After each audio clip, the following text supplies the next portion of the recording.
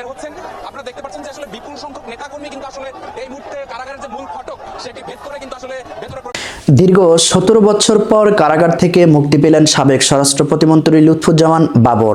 তার সঙ্গে একই মামলায় আরও 5 জন মুক্তি পেয়েছেন। বৃহস্পতিবার 16 জানুয়ারি দুপুর 1:45টায় কেরানীগঞ্জ ঢাকা কেন্দ্রীয় কারাগার থেকে বের হন লুৎফুজ্জামান বাবর।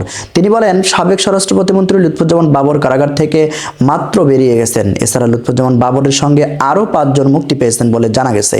তারা হলেন কাশিমপুর কেন্দ্রীয় কারাগার 1 থেকে বিমান বাহিনীর ইয়ং কমান্ডার অবসরপ্রাপ্ত শাহাবুদ্দিন আহমদ। হাই সিকিউরিটি কেন্দ্রীয় কারাগার থেকে মুক্তি পেয়েছেন মেজর অবসরপ্রাপ্ত মোহাম্মদ লিয়াকত হোসেন।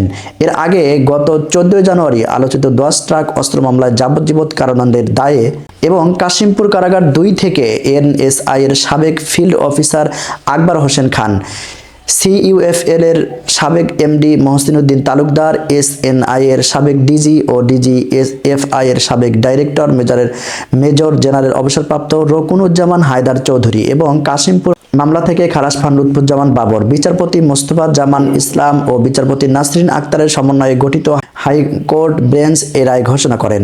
2007 সালের 28শে মে আটক হন লুৎফুজ্জামান বাবর।